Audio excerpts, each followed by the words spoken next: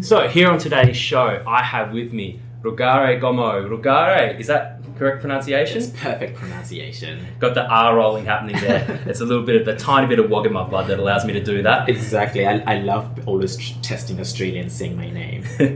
Rugare, you've really got to roll the R. You have to roll the R. Rugare is my name.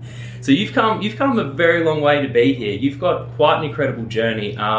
I went and actually attended a talk of yours, I think you recall, back down in St Kilda. That was with Melbourne Silicon Beach. Yes. And you shared a lot of your story. And I think there is a lot from your story that people can really take away, because I think something that happens in the world is a lot of people put a lot of limiting beliefs on themselves.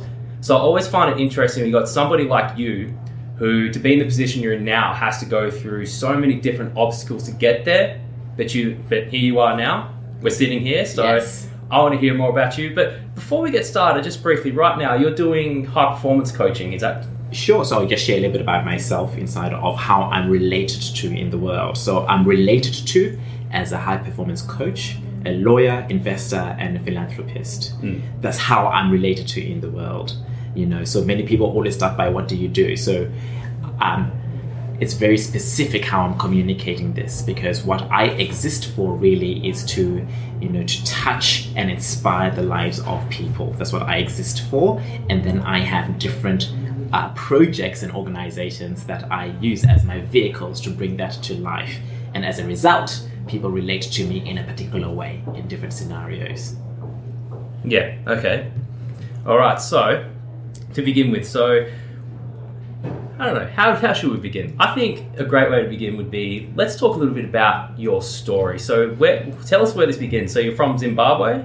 Yes. So, there's a very specific reason why I said people relate to me as a high performance coach, lawyer, philanthropist and investor, because that will come down to my life journey and my life story inside of limiting beliefs, So inside of that context, let's rewind to my growing up in Zimbabwe. So I grew up in Zimbabwe.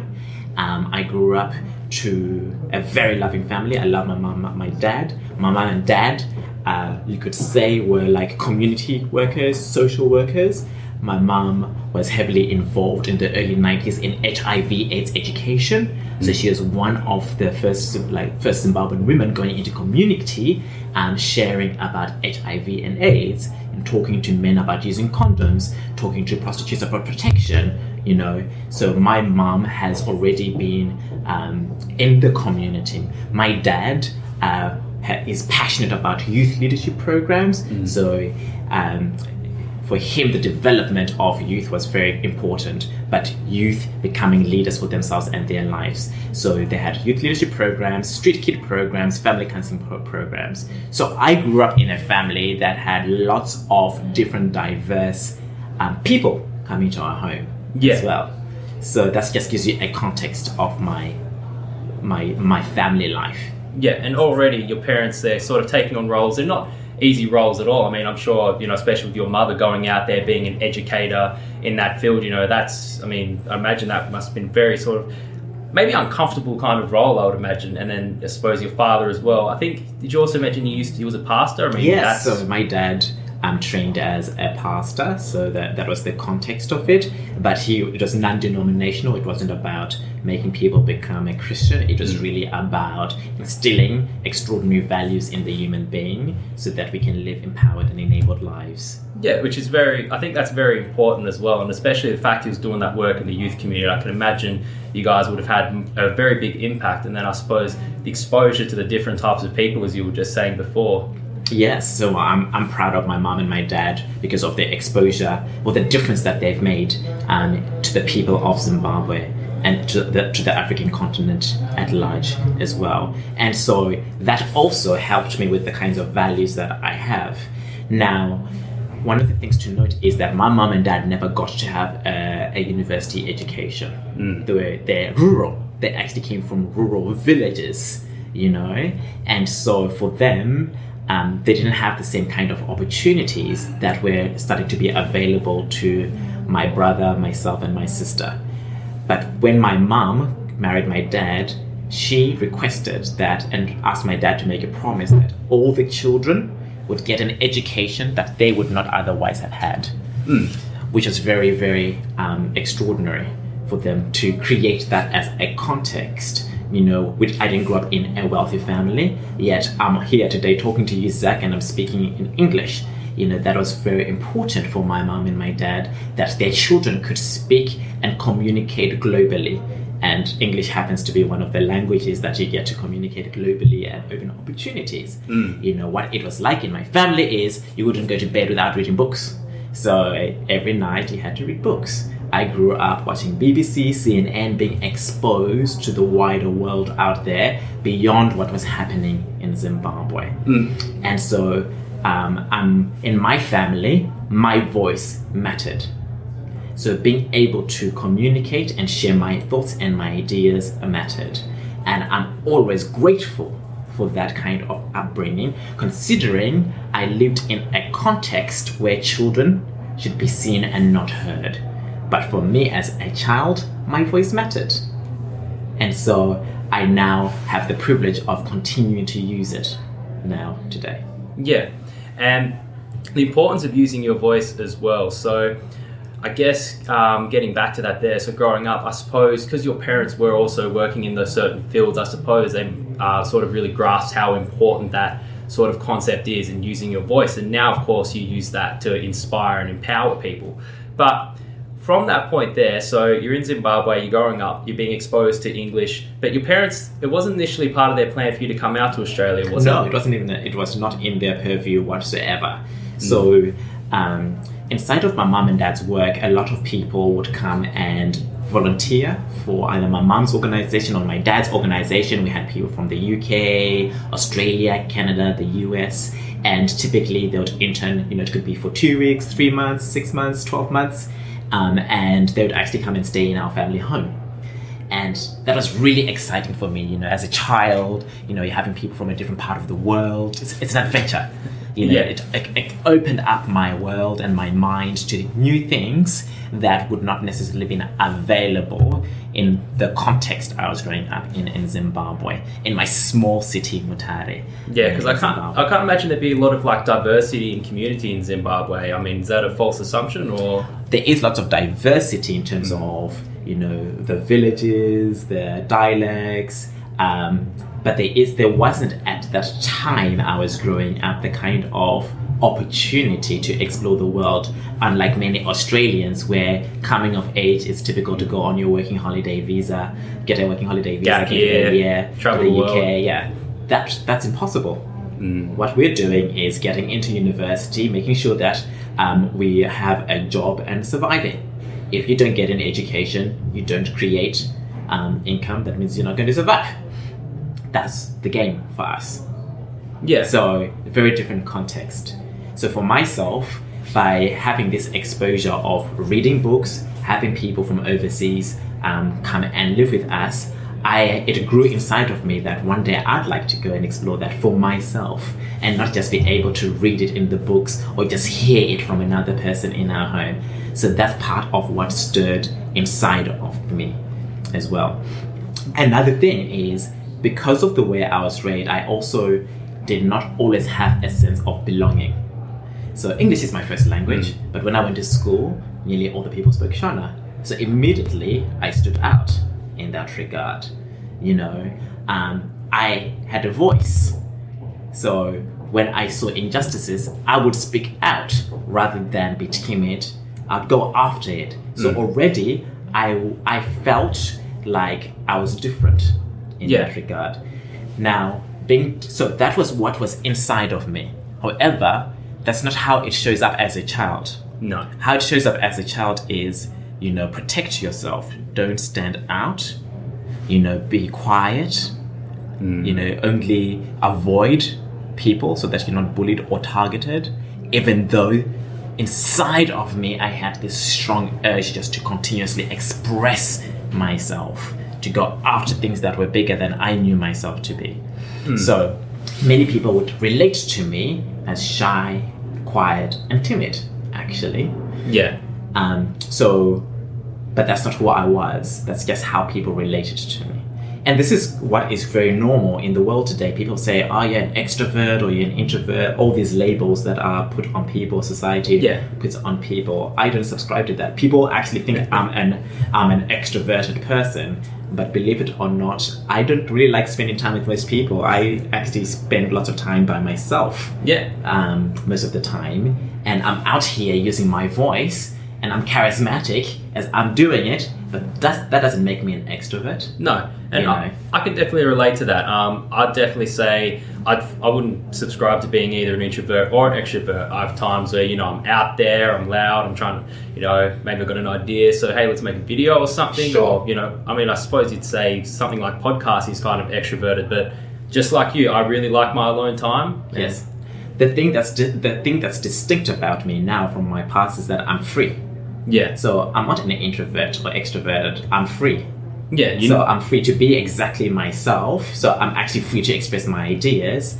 And so because I have more freedom than most people mentally, it can be misconstrued as I'm an extrovert. That's all that's happening.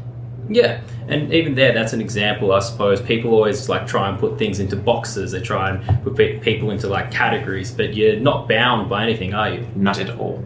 So, when I was 14 years old, then I decided that I wrote a letter. I actually wrote a letter to a family friend who lived here in Australia, who had come and interned with my dad's work and had lived with us. And I'd known him since I was 5 years old. And I wrote a letter with a vision of me getting an education here in Australia that I would not have had in Zimbabwe. Now, I didn't tell my mom and my dad about that. And the reason I didn't tell them, because how I felt about it was that me being a child, and sometimes in the culture, it's impolite to ask your elders for something without, going through your parents. And I didn't want my mom and dad to say, well, I don't think you can ask that. So I had the courage and just wrote the letter and sent it to Andrew. So that was my first step, inside of a vision. Now, I remember writing in the letter something along the lines of wanting to become a forensic scientist, something like that. I'd grown up reading the Patricia Cornwell books, with characters like Kay Caspenter was a forensic scientist, and that didn't even exist in Zimbabwe. So, when you're saying forensic scientist, is this kind of, all I'm thinking right now, is that some of the stuff you see on CSI, that type of stuff? That sort of stuff. That was even before CSI existed. That in my world, that didn't exist. We had Patricia Cornwell books that had created that notion. And so for us, that fed me. I was like, wow, what would that be like being a forensic scientist? Wow, that profession doesn't even exist here in Zimbabwe, So it's but why should I not be able to pursue something like that? How come people elsewhere in the world can do that, but not me? So I always had this kind of questions. And why not me? How can I have that too? Was one of my big things. So you had to find your own way. Completely. And my way was living the country and discovering it. So that was the first step. And at 14 to come to that decision as well, that's no small decision. It's not a small decision, but it wasn't a small or big decision. If you grew up in the Zimbabwean context and you meet many Zimbabweans, even 14-year-old, they're hungry for education. When you meet them, they'll be when I grow up, I want to be a doctor. When I grow up, I want to be a movie director. You'll hear the stories of the girls in my foundation, and they're young, hungry. But that's also been the context of what it is to be Zimbabwe. As I said, growing up, if you don't have an education, you won't be able to live and survive most of the time in that. So as a young age, there is something at stake even for youngsters. At that time in my life, there were two main universities to go to, the University of Zimbabwe and NUST. So the whole country is committed to go into those two universities. So you better work hard and be clear about what you want, or you'll be left behind. It's that simple. Unlike here, where there's the luxury of multiple universities, there's even the luxury to think and go on a gap year. What do I now want to do? That kind of luxury was not available for most Zimbabweans, in essence. So me having clarity was a no-brainer. It was in the context of survival. Yeah. And then, so from the time you wrote that letter, then what went on next? Because something that you talk about a lot is, or what you did speak about Silicon Beach Talk, which stuck with me, was you don't talk about yourself as somebody who was self-made. You say, I think you said it takes it took a community to get to where you are now. So Yes. I suppose you were somebody who was, I mean, you did say you were shy to get help at some points, but more in the sense that you're not afraid to get help. Sure. So when you wrote this letter to this guy, what sort of transpired after that? Sure, you're very right. It takes a community. The person I am today, the person you're talking to, is formed by hundreds, if not thousands, of people having conversations with me and contributing to me. You know, and so I want to be very clear. I'm definitely not self-made, and that's why I always say how people relate to me inside of what I've created. So let's fast forward. So here I am, you know, I'm 16 years old now. I'm here in Australia. I arrived on the 16th of January 2001, and I remember getting off at Sydney Airport with my one bag and $325 dollars, and I'm so excited. You know, as a 16-year-old, you know, it's an adventure. It is an adventure to come here. Now, there are things that I knew and things that I didn't. I knew how to speak English and I knew how to talk. Now, when I came to Australia, I thought I was coming to like Great Britain. I thought it was going to be very similar to Great Britain. Not that I'd ever been, even though I was born, by the way, in England, but I never grew up in England. You were born in England. I was born in England, but I was stateless for 15 years of my life because at that time, being born there doesn't give you citizenship. And so I was, you know, I wasn't recognized by the British. I wasn't recognized as a Zimbabwean either. And I got Zimbabwean citizenship by descent in the end. That's a whole nother conversation. I could imagine. Time for. But so for me, it was an adventure, you know, and what was there to lose anyway? You know, I'm coming into the Western world, and in my country or in most developing countries, it's created that the Western world is the be all and always the endless opportunity. And inside of all the books I'd read, you know, I grew up reading Charles Dickens, I grew up reading Shakespeare. That's a very Anglo-Saxon education that Zimbabweans had before the Zimbabwean crisis. And so I thought it was going to be like in the books I'd read. And coming to Australia was nothing like that. It was a very different culture altogether. And so I did have a cultural shock.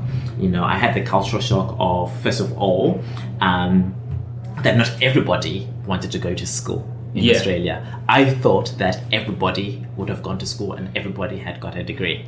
Because in my country, that's what everybody is striving for. Yet here, not everybody sees that as an opportunity. So that was a shock for me.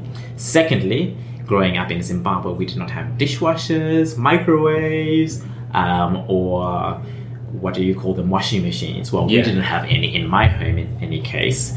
Some of the wealthy families would have had that, but definitely none of the people I knew had that. So that for me was a whole new learning. Dedicated internet. Like, wow, what a privilege to have dedicated internet. And being able to connect at any time with people, you know, around the world. I don't know, all the things you can do with the internet. Completely. I mean, I'm constantly gobsmacked at just how much opportunity there is on the internet. And every time you see some story about somebody, I don't know, making it big or doing something on the internet, you know, you got 14-year-olds making, I don't know, millions of dollars a year reviewing toys on YouTube channels.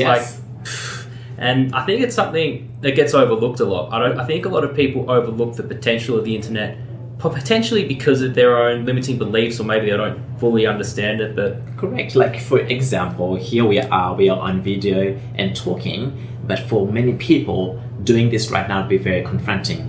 I'm not good enough. I'm not pretty enough. I don't have the right clothes. I don't speak well. I don't have confidence. The list can go on and on and on, as you can imagine, as limiting beliefs. But all of that is made up. It's a story that they're telling themselves or have heard other people tell of them, and then they live their lives in the stories of others as if it's true.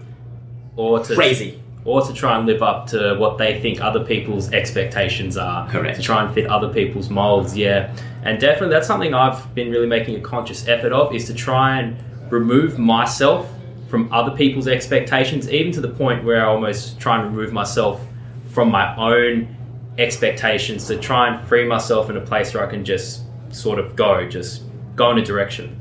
Very powerful. I'm the creator of my life. And so is everybody else, the 7 billion people. Now, people have related to me as the shy one. If I'm the shy one, would I be doing this podcast right now or videocast? No.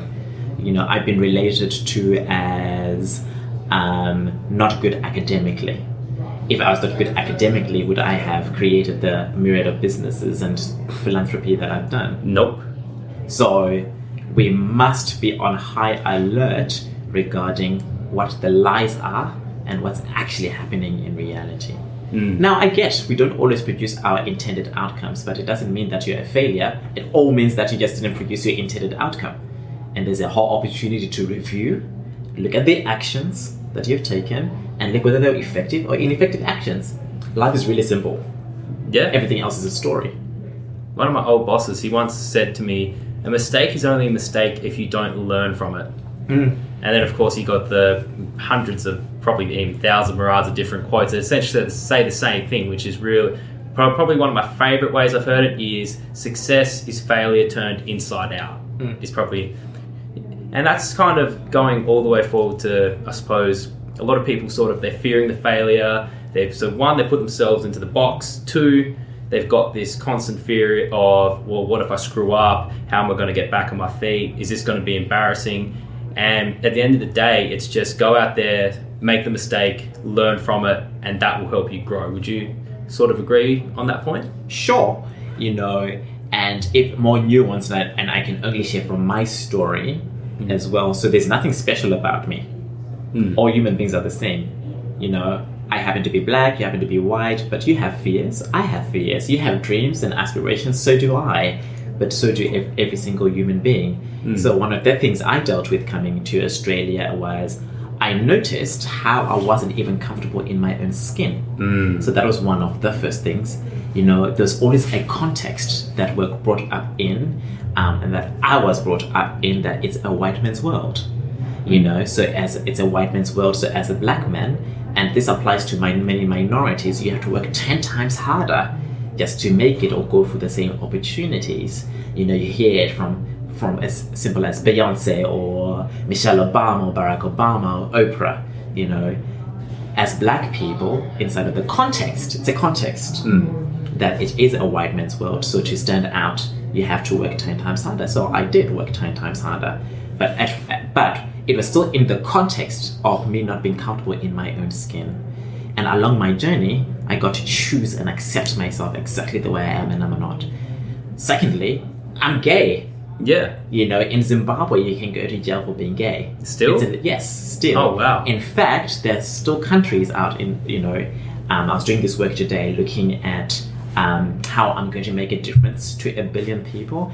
And in Africa, there's certain countries where you will be killed for being gay. North Nigeria. Be killed? Yes. Sudan, Somaliland, Somali.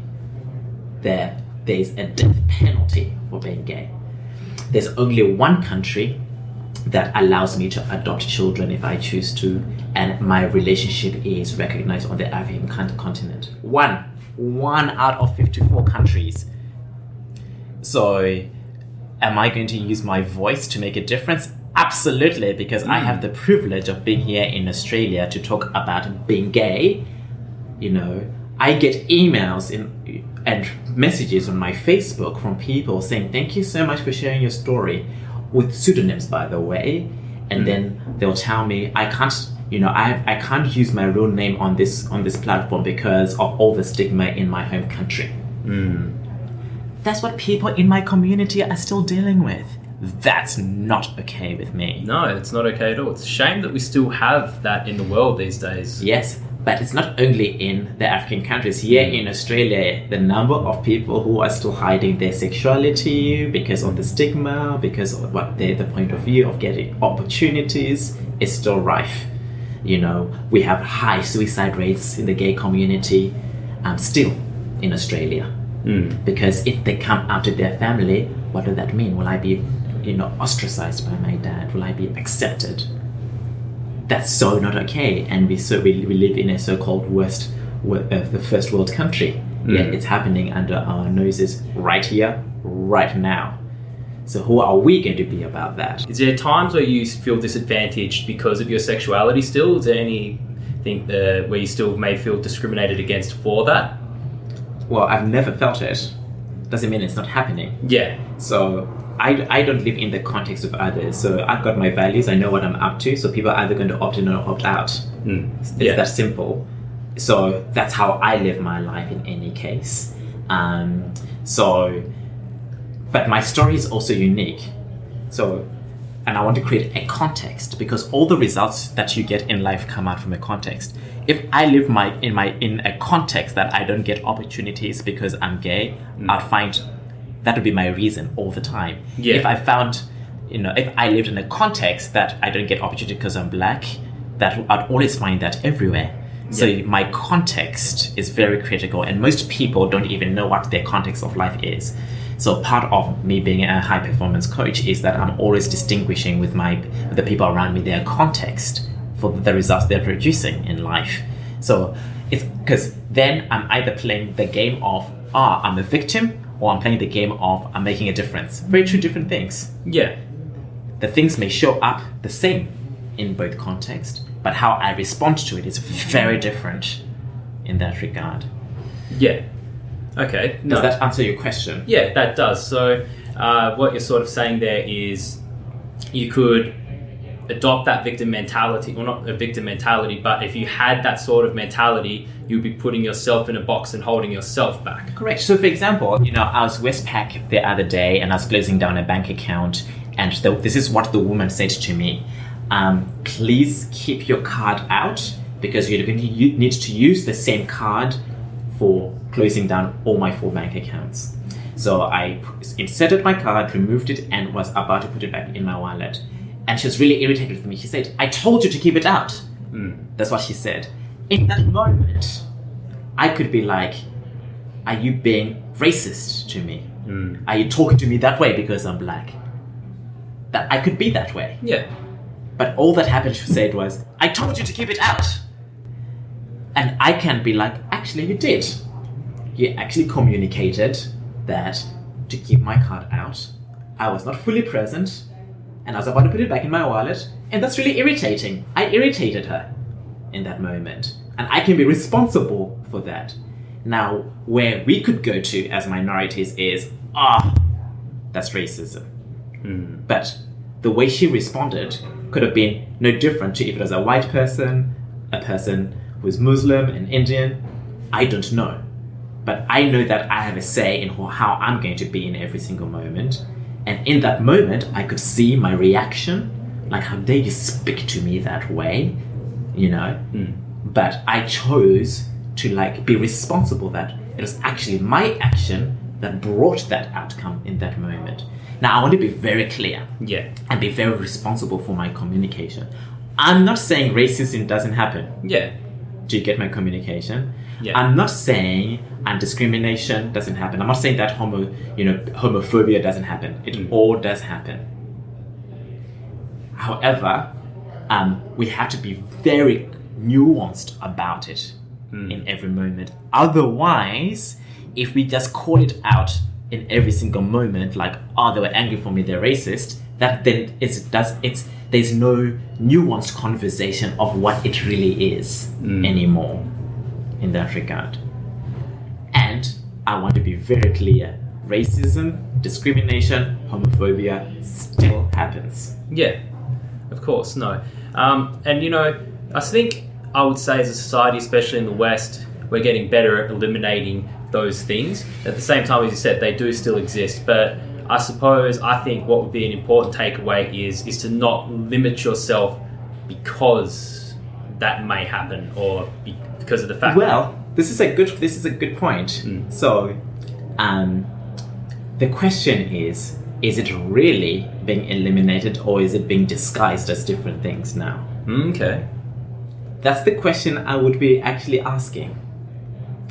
If we look at the leadership in the world, in America, Great Britain, even in Australia, be very conscious about the politics that is out there.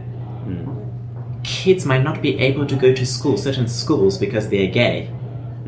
That's being institutionalized right under our noses right now. Okay.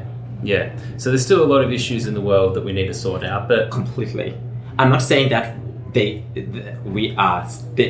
great thing is that there is really a great body of people who are being vocal about it, but we must be really conscious and really look at how these things are playing out at a leadership level. Yeah. Our leadership is very critical. Bad leaders, bad country. Good leaders, great countries. I suppose now we go back into your story a bit now. So I think, where did we leave off? So you've made it to Australia. It's a whole new adventure. It's a new adventure.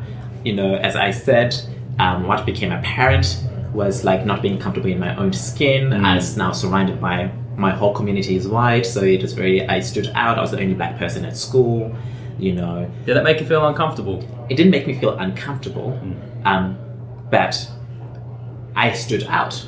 Yeah. So it just brought in a new set. I'm always grateful for the opportunity. There's nowhere else I wanted to be. You know, for me it was great. My classmates were amazing, but they too were part of my community in supporting me eliminate my limiting beliefs. As simple as, you know, I wanted to do performing arts, but I didn't have the confidence to go and do the audition. And my friend Steve Cole says, no, go and do that audition. You know, I wanted to trial for the basketball. And my friends were like, no, go and audition. So just being pushed to do the things that I wanted to do rather than think and dream about it and sit back. Because I felt I wasn't good enough. I've never tried that in Zimbabwe. It was all unknown, you know. So I'm very grateful for my high school community, you know, people who were 16, 17 years old, who actually backed me. As simple as going to parties. I remember Friday pizza night at the boys. That was new for me. And we had so much fun in that regard. As simple as going to a party and seeing some of the parents allowing their children to drink in Zimbabwe. You know, some of the teenagers are not allowed to drink. That's seen as disrespectful. You're going to be on a wayward way. And here I'm in an environment seeing teenagers drink and drinking alcohol. I'm like, in the world have I come to? Was Australian drinking culture a bit of a shock to you? Because I think, especially in our youth, we have a bit of a binge drinking culture. Yes. It made no sense and still does make no sense to me, actually. I get the enjoyment of alcohol, don't get me wrong. I love my wine. We have this strange urge to just want to drink until we black out or something. I don't know. It's just very Australian. It is. So there were things where I had no confidence in pursuing because I didn't feel good enough. You know, one of the things that I didn't even know about myself at that time was that I'm gay as well. So I had my whole journey of coming out as well. I was so scared because I grew up in a Christian family. So if I were to choose being gay, what did that mean about my belief system? It meant I had to question every single value that I held. And that's scary. That's got to be a difficult process too. Scary. Very, very scary because you're letting go of everything that you've known and stepping into the unknown. And the brain doesn't like that. The brain likes to be safe and comfortable. And that's why we still have so many people who don't come out. Yeah. Because it's scary. Because the world there isn't a safe environment to say you're accepted. It's not talked enough in places. Like there's the macho culture, you know, people say really derogatory things. So how can they be a change of society? Yet what we're communicating out there still, even unconsciously, you don't even know that we're contributing to creating an unsafe space. Even I have to watch that. It's all our responsibility in that regard. So coming out was a very scary thing for me because it meant questioning every single thing I believed in. It meant questioning whether my brother was going to accept me. Would my sister accept me? Would my mom and dad accept me? Would my country accept me? So for a very long time, I did not come out, but I created my support mechanisms. My best friend, Jess, and we made a pact while we were at university. You know, we would never take drugs, would never kill ourselves, and we would strive to be the best gay people possible as a demonstration so that the new generation can be free. And she's still my best friend today. How much of that pact is still together? Completely together. We grow together. We're intertwined in each other's life. I grow, she grows, she grows, I grow. And she's just an extraordinary, brilliant mind as well. And so I'm grateful for that friendship, you know. How important is it to have good friends like that? She's my first friend. She's my first true friend. Growing up in Zimbabwe, when I felt isolated and alone and that nobody got me, she got me completely. I didn't, she was one of the first people I could be completely vulnerable with, and she with me too. And that safe space gave me power to be more vulnerable with more people. Sometimes it just takes one person to have that safe space to practice being vulnerable with, to start having the power to be vulnerable with the rest of the world. So she and I, even to today, we have our Friday morning catch-ups, 7:30 to 8:45 a.m. And we empower each other. We are each other's very safe space in all areas of our life. Yeah, and you talk about the empowerment of vulnerability. Why is being vulnerable so powerful? If you're not vulnerable, you'll have mental health issues. Period. So imagine what it's like then for a child or a teenager who can't communicate that they're gay. What do you think it's like? So I can't imagine what it'd be like, but I'd imagine you'd be repressing a lot of feelings and emotions. Completely. And then what do you think that's like going out there in the world? Do you think that child is going to be free to be and act, free to pursue their opportunities? I know I wasn't. All I spent my time covering up was stop being flamboyant, Rugare, try to walk like a man, wear really bulky clothes so that you're not spotted out. I wasn't free. I wasn't enjoying life. I was living a very strategic life rather than a life full of freedom to be myself, my free, full-blown self-expression. Yeah, and everything that you reeled off there, I mean, those are all things in terms of how you'd be perceived from somebody else's perspective. So a lot of that, what I see there is, a lot of those things you were worried about is other people's opinions. And that all stems back to the fact that you sort of had to deal with those beliefs. So then I'm guessing where sort of this is going is as you become more vulnerable, and I suppose, I don't really know how to describe this, I suppose as you learn to be yourself more and to be proud of yourself, does that sort of empower you to then be able to just operate without all those fears? Yeah, well, I can operate with or without fear. So it's all about what my intention now is. My life is no longer my own. It's inside of a bigger purpose. My life is bigger than me now. So if I shut up, what of all the Ugandans who get imprisoned? What of the Sudanese who get imprisoned? It's my story is their story. So I can face and have to face that if I have a responsibility to use my voice, whether I get imprisoned or not. Just like Nelson Mandela. Nelson Mandela was in jail for decades, standing for the possibility of a whole nation being free. He was scared too, from time to time, but he stood for the vision of a nation being free. That's what I'm standing for. A world where people don't have to be scared because of their sexual orientation no more. That's not okay. No, doesn't mean I'm not scared. Absolutely, I get scared. Yeah, and I choose to use my voice, fully present to that there are consequences. That's powerful, and that's where the power really comes from. The fact that you're sort of choosing to put yourself out there, regardless of whatever potential consequences could be. But you said, like you said, it's bigger than yourself. So, and you said part of your purpose now is to sort of be a voice in that sort of community. So, how are you acting that out? Well, this is great. So, I'm not acting it out in the community. Like, I'm not like a gay activist. If that makes sense. I'm not part of any organization that says pro-gay institutions or, I'm not there yet. But right now, I'm using my voice, and I know my voice is going to go around the world right now. Yeah. So that's how I do it. That's the power of storytelling. Exactly. So in every moment, I'm always looking at how can I bring people together? Who can I influence so that we can take a new action to create an inclusive world? Barack Obama always says that the world is better by looking at what brings us together.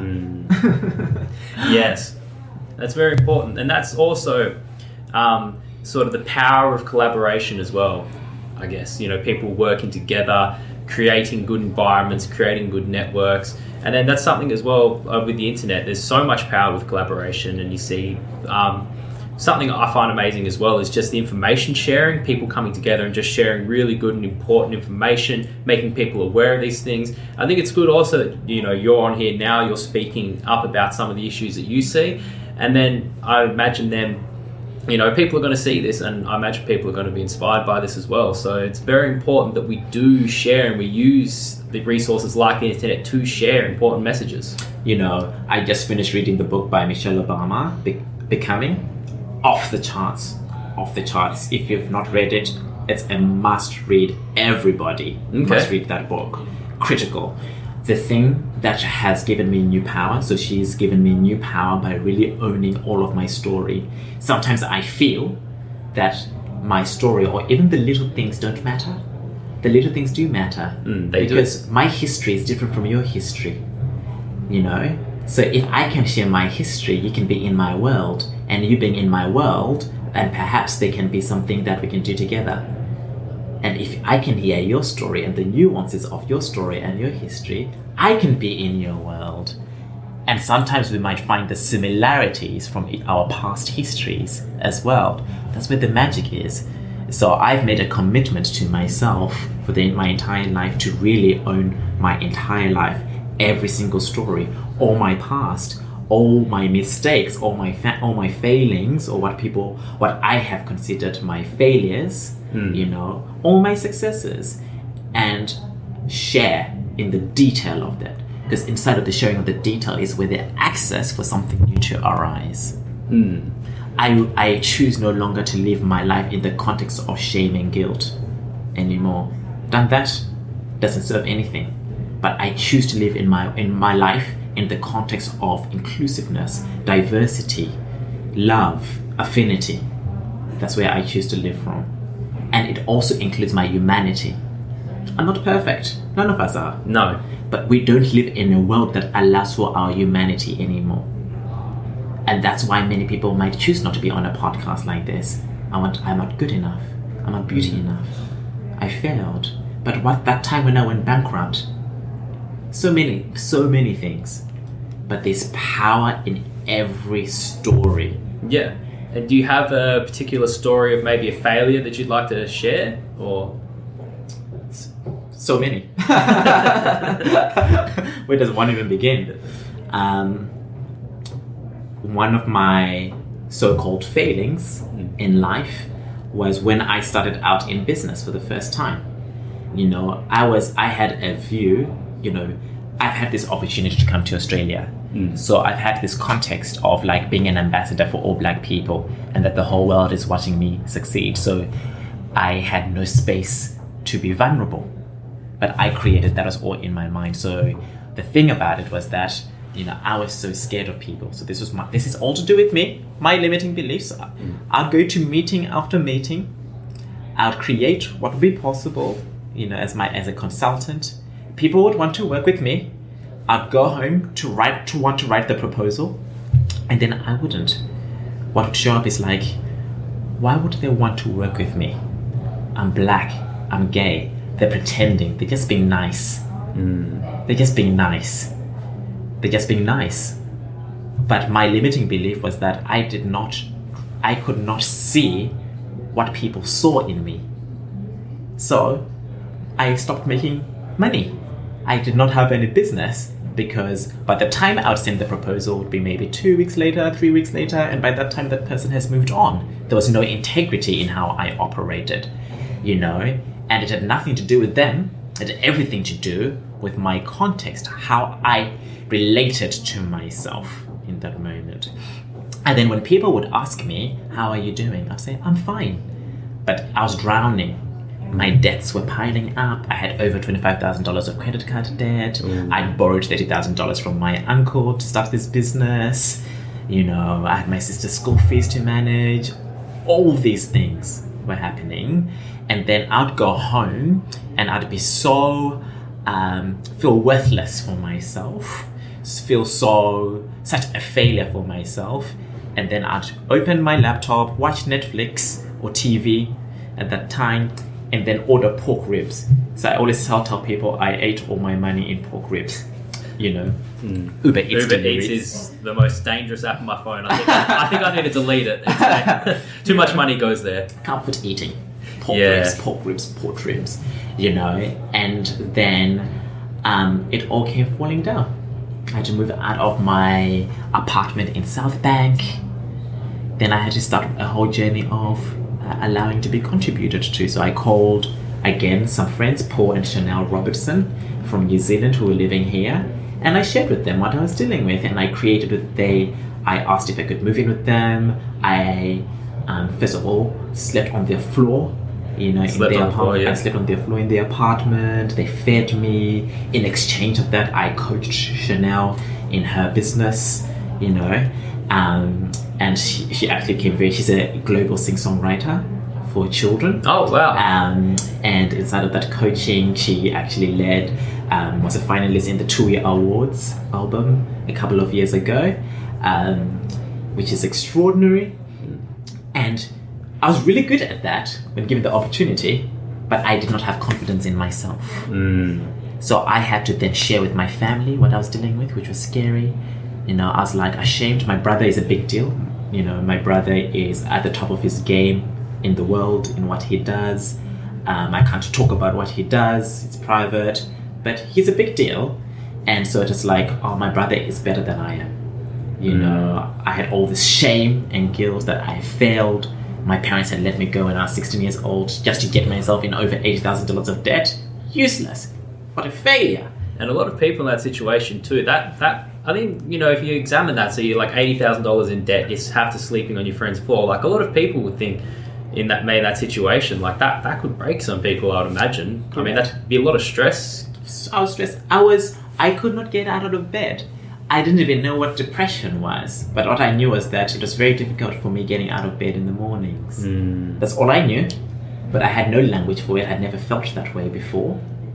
And I realized, there's nothing unique about me. All human beings feel the same thing. And so I know that many human beings, millions, if not billions of human beings, go through what I go through. And now I can relate because I've gone through it. I know what it's like feeling completely worthless. I know what it's like feeling completely like a failure. On top of that, I had to continue to find a way to support my foundation. So I gave my word to support those girls to go to school, so I had to find a way. And I think I did. But then it became my journey of authenticity. I started sharing what I was dealing with. I created game plans. I remember creating people would say to me, just go and get any job. And I thought to myself, I could, but if I were to do that, I'm going to get stuck in a rut. So planning is one of the reasons I am the man I am today, is because I plan. I spend hours planning. Sometimes I'll spend all night planning. I'm a planner. Many people are on the rat wheel, doing. Instead of that failing, I learned how to plan. So I created a game plan. What's my quickest way to generate money before I go bankrupt? And what is it that I want to use my life for, even in the circumstances? And the debt people had said I needed to earn a minimum of $80,000 to just maintain all of this and to provide me with the finances to start clearing it off and give me financial hardship. So I played that game. Then I started talking to my community. I shared with CEOs, about my vision, again, of getting a job. And then I was like, in these three categories, it was either return to be a lawyer, but if I'm going to be a lawyer, I'm going to be a commercial lawyer, work in a social enterprise, doing good, or work for a not-for-profit, doing good. That was my game. And I was still willing to go and work at Coles and pack, or be the front counter boy at McDonald's. Yeah. So what was your job getting back into? A lawyer. So I actually returned as a lawyer, and they offered me $100,000, so $20,000 more than I expected, and also in a new domain that I'd never done before, as a commercial lawyer, as a property lawyer. So I won at that. But I played full out. I played full out. I prepared my CVs. I talked to people. I talked to recruitment people. I was working. I was getting out of my scenario like a full-time job, working 18-hour days. And I would still feel my heart beating. I still felt unworthy. I still felt like a failure, but some of my coaches actually said, just keep your basic agreements. Wake up in the morning, make your bed, go and do your exercise. So when you're in that rut, you have to keep your basic agreements so that you can start bringing back power to your life. So that's what I did, and it made no sense. My brain thought it was all illogical. And that's why many people are still in the rut of life, because the brain will tell you it's illogical. Because it's inconsistent to being safe and comfortable. That's how the brain operates. You have to get out of the comfort zone for the growth. Completely. And so I'd run, and I'm thinking, I'm failing. Where am I going to get my food? But run. So I had to take the action, irrespective of what my brain was telling me. So basic things. And that's how I started restoring my life. And actually it was in June when I paid off all my debts, so I'm debt free. In fact, inside of cleaning up all my debts, all my companies are 20% profitable. Not paper, but real cash profitable. So I don't determine profitable by the accounting standards. It's money in the account. That that's another topic altogether about money and wealth creation and living a legacy. So it took me 3 years to clean up that. But I had power. I started having power in that. I still could continue making my difference. When you met me, I still had debt, Zach. Yeah. But it didn't stop me using my voice. No.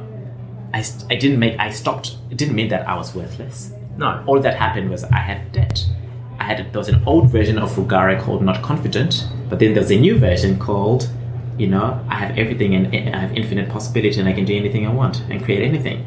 So the new Rugare. So can you say that a bit slower? Because I think that's what you just said is a very important statement, and I think it really does apply to everybody. Yeah, so there was the old Rugare who got himself into debt called Not Confident, Not Worthless. And then there's the new Rugare called, Infinite Possibility. I can do whatever I want. I'm a creator. That cleaned up old Rugare's mess. Yeah. And if there's something I want people listening to take away from this is there truly is infinite possibility. I mean, you can really go out there and do anything. Completely. I get messages from people in Australia saying, I can't start a business because I don't have capital. I get messages from people in Zimbabwe. I can't start a business because I have no capital. What's the similarity? They're both people, different countries, different infrastructure, different institutional. There's always a way. There's always a way. Yeah. You just might see it from one point of view, but there are infinite ways of creating an extraordinary life or bringing your project to life. Infinite ways.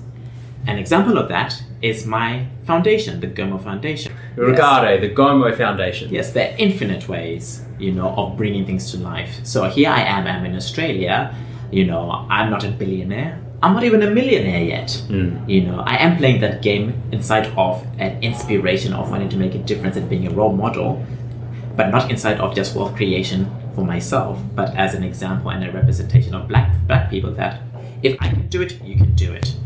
So I started the Gomo Foundation when in my late 20s. Now, how was I able to do that?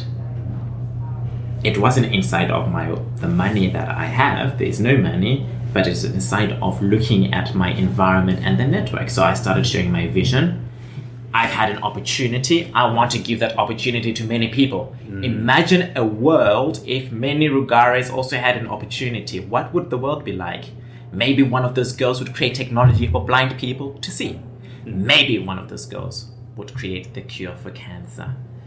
The whole world may be working in laboratories in Monash University, Melbourne University, Harvard, yet it's the girl in rural Zimbabwe who has the answer. But because her mind is still closed, that her full potential and her contribution to the world is not yet going to be unlocked. That's what I'm standing for. We might be looking at the wrong place and putting the resources in the wrong area. What I'm standing for is everybody's mind, everybody's full potential being unleashed. That's what I'm standing for. So inside of that, I started sharing that vision. What I did have was a network of powerful people, a network of business people, a network of professional people. So I started sharing. I had organizations come in and contribute their expertise. I had Maddox Law Firm doing all the legal work, setting it up. RSM Australia does all our accounting pro bono, even to today.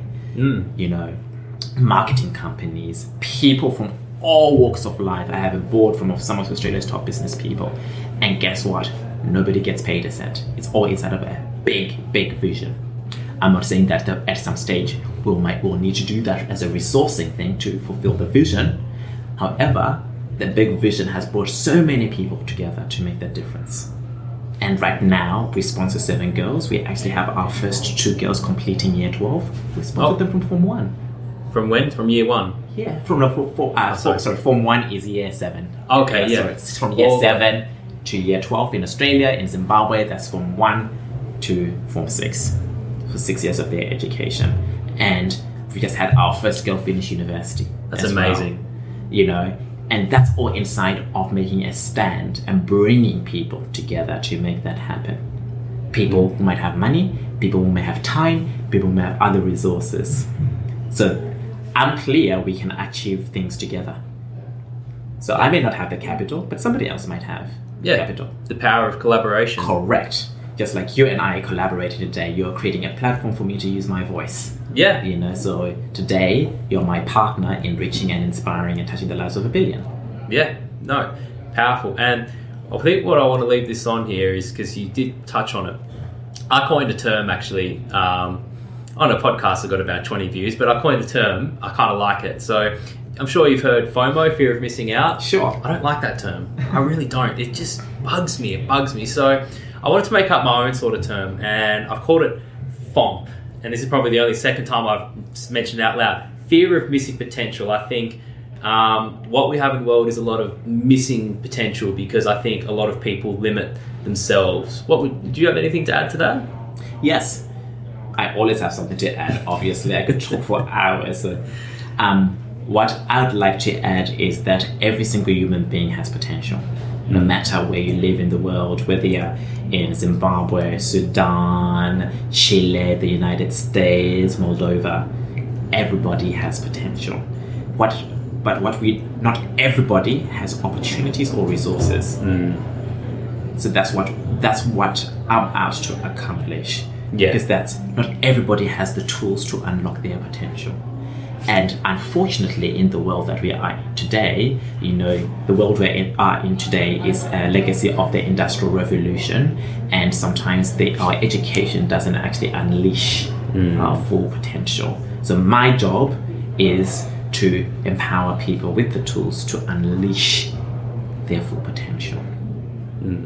That's powerful. But all right, I think on that note, we're almost out of time. Right. This has been a fantastic interview. There's a lot to take away. I want to thank you once again for your time and plug yourself. Where can people find you? Where can we find out more about the Gomo Foundation? And if people are based here in Melbourne, how can we get in touch with you for high performance coaching? Sure. Well, people can communicate and get in touch with me at www.rugaregomo.com. Don't forget to roll the R. And yeah, don't forget to roll the R, even when you type it out. And I'll spell that for you. That's RUGAREGOMO. And on my website, you'll find all the links you need to get in communication with me. I love people to be part of the Gomo Foundation. You can connect with us at www.gomofoundation.org.au. All right. It's been a pleasure. Thank you very much for sharing. Thank you very much, Zach. And we'll have to do this again sometime. Absolutely. And thank you so much for the opportunity and the privilege to have this conversation. And I acknowledge you for choosing to step out and unleash your full potential and making that available for so many people. So, you know, you're trained as a lawyer, but here you are creating a podcast talking about people's stories. So I'm inspired by you. So thank you, Zach. Thank you very much.